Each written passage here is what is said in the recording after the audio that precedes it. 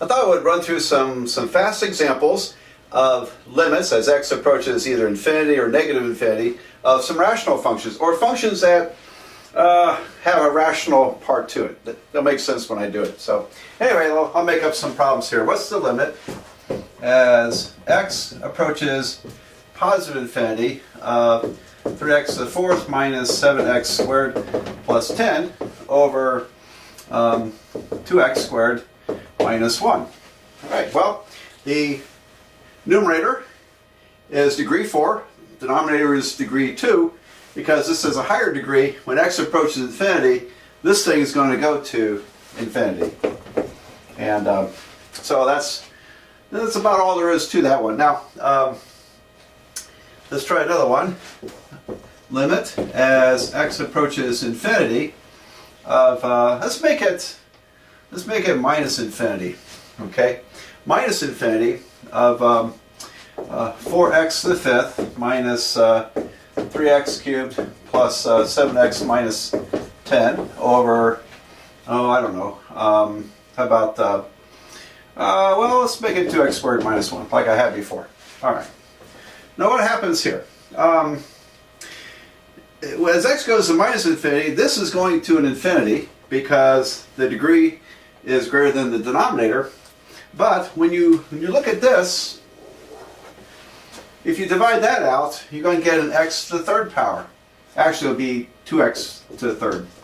Well, as x goes to minus infinity then my limit's going to be negative infinity, because the negative number raised to the third power is going to be negative. So this limit is actually minus infinity. Now if this was a plus infinity, the limit would be plus infinity. And up here, by the way, it wouldn't matter if x went to negative infinity. In this problem, what's different is that when you look at this ratio, you have an x squared. And so you're squaring it, the numbers, essentially, and they'll be positive. So that limit's going to be positive infinity. All right, so it's a little tricky here. When the numerator is greater than the denominator, then, we said before, it depends on what's going on. And so you have to be a little careful about examining those. And what really matters are the highest degree terms, because everything else is contributing a little bit. But when x gets very, very large, then this, down here, for example, this 4x to the fifth really dominates the numerator. If you plugged in a million to the fifth power is far greater than a million plugged into there. And so when x is very large, then this dominates the numerator, that dominates the denominator. And their ratio, if you divide them out, you get, in this case, 2x to the third power. This is really what's going on with the function when x gets very large. Now these contribute a little bit of noise, you might say, to the answer. And for example, if x was a million, then this function would be approximately 2 times a million to the third power. But it's going to be a little bit different because of this residual noise factor. All right. But anyway, but if it's going to negative infinity, then that one is negative infinity. But if it's going to positive infinity, this one will be positive infinity. All right, so these are I think, probably the trickiest of the standard rational functions. When the numerator, is it going to positive infinity or negative infinity? And you have to look at the ratio of the leading coefficients. Again, this was, well, 3/2 x squared. The x squared term is always positive, so this limit, regardless what infinity would go to positive infinity. All right, I'll give you some more examples here. Next example, limit as x approaches minus infinity, x to the fifth plus x to the fourth plus 3x squared plus minus 2, divided by x to the sixth plus x to the third plus 1. Right, again, we look at the leading terms, the highest degree terms, and this time the denominator is greater. It's 6, degree 6 versus degree 5. So it doesn't really matter if x is going to positive infinity or negative infinity. The denominator is a higher degree term. It's going to dominate more of the problem than the numerator. And in fact, this ratio is 1 over x. So as x goes to infinity or minus infinity, 1 over x goes to 0. So regardless of what side it goes to, that limit's going to be 0. Down here, very same thing. You look at this ratio. Whoops, I meant this to be x cubed. Let's make that x cubed. Sorry about that.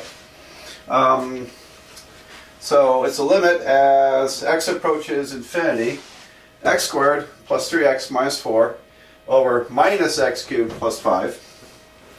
Well, the denominator has higher degree, so this ratio is literally minus 1 over x. As x approaches infinity, again, this goes to 0. So this goes to 0.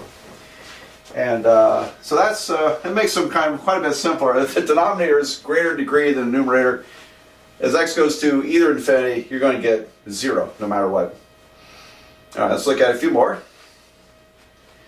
Here we have the limit as x goes to infinity, 3x to the fourth power minus 7x to the second plus 11 divided by negative 4x to the fourth plus 100x cubed plus 1721. Okay, well, again, when x gets incredibly large, the only thing that really defines the behavior of the function are the leading terms. And when you look at that ratio, the x to the fourths cancel, so both are degree 4. That means the limit is going to be negative 3/4. And so it actually would not matter if x was approaching infinity or minus infinity, because this will just cancel and you'll get negative 3/4. So there's that one. I'll do another one. This one's an interesting variation on the theme. It's not strictly speaking a rational function because the denominator is not a polynomial. Now, first of all, let's make sure we get this one out of the way. The square root of x squared plus 4 is not, repeat, not equal to x plus 2. All right, so it's kind of a favorite of algebra students and even a few calculus students to distribute square roots across a sum or a subtraction. And that never works. It never works. And it's very easy to see. Just plug in any number besides 0, and you'll see it works. For example, if you plugged in 1, I got the square root of 5 is equal to 3. No, that doesn't work, does it? So I can't simplify the square root of x squared plus 4. End of story. All right. So I have to figure out another way to approach this problem. And I think a nice way to look at it is to say, well, what if I change the numerator to 5x minus 3 squared and then take the square root? What if we did that? Okay. And so, because the square root of this is 5x minus 3. Now, got to be careful because the square root of x squared is technically the absolute value of x. And so, but I think in this case, because x is going to infinity, that's always positive, and this is always positive. This is not going to be an issue. All right. If x was going to negative infinity, maybe we'll look at that. It could be a little crazier. So let's not worry about it this time. And because when x approaches infinity, the numerator is always positive. So I could, in other words, I could go from here to here and be fine. Okay, I don't have to use absolute value bars. Well then, now I can write this as the limit x approaches infinity of one big square root, 5x minus 3 squared over x squared plus 4. And one of those limit theorems says that I can take this limit inside the square root. So we can justify it this way. This would be the square root of the limit as x approaches infinity of 5x minus 3 squared over x squared plus 4. And So I can bring the limit inside, according to one of those great limit theorems. And to really see what's going on here, I'm going to square this out. It is the, it's the square root. Alright, square root of the limit. It's going to seem like I use a lot of steps in this problem, but I wanted to go through this and justify all our thinking. And so if you square 5x minus 3, multiply 5x minus 3 times 5x minus 3, FOIL that out, you'll get 25x to the fourth, 25x second power. Sorry about that. Alright. And then what? Minus 15 minus 30x plus 9. Alright. Denominator is x squared plus 4 still. And now we got them right where we want them. Alright. Because it's a rational function. We're taking the limit as x approaches infinity of a rational function. And the numerator degree equals the denominator degree. So when you look at this, it's going to be 25, right? The limit's going to be 25. So we look at the 25 over 1. So basically I have the square root of 25, which is 5. Okay? So there you go. Now can you take a shortcut and say, well, look, you know, this term here has a leading coefficient of 1. The square root of 1 is 1. And so it should be 5 over 1 equals 5. I'd say be careful about doing that. Be careful about trying to take too many shortcuts with these. And because I got to tell you, there's if you're a math major, you'll end up taking a class at a course called Real Analysis. It might be called Advanced Calculus. It may have another name for it. But all math majors take a course where you go back and you prove the theorems of calculus. And you study it at a real formal level. And these books are fantastic at creating all kinds of exceptional problems. So we have to be careful, a little bit careful in how far we take shortcuts in our thinking. So anyway, now then, just working this problem, I came up with what I thought was an interesting question. What happens when x approaches minus infinity? All right, so I'm going to erase this part, and we'll tackle that one. Okay, so same initial problem, except x approaches minus infinity. What's going to happen? I think we got to be careful here, because when x approaches negative infinity, then 5x minus 3 is going to be negative. Definitely it's going to be negative.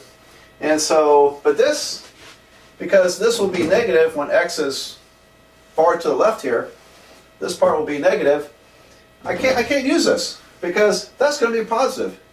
I'm squaring negative numbers, I get square root of positive is positive. So now I have to really take this on a kind of a case-by-case basis. This limit would be the negative of that square root. Okay, so we have to think this through. And so now when x is, say, at minus 1 million, that's going to be around minus 5 million. And this will be minus around 5 million.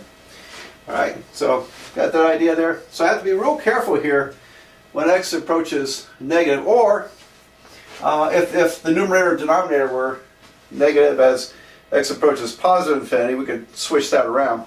We have to be careful in how we think through this. But now it's the same thing as we, let me put the minus sign here. It's very similar, because you end up with the, I can factor the negative out. It's negative 1 multiplying the numerator. Remember, we can factor constants outside of limits. We can't factor variables outside of limits. We can factor out constants. So think of this as minus 1 times everything. I'll factor it out. That's a negative. I have the square root of the limit. And down here we go through the same rigmarole. We have 25x squared minus 30x plus 9 divided by x squared plus 4 as x approaches minus infinity.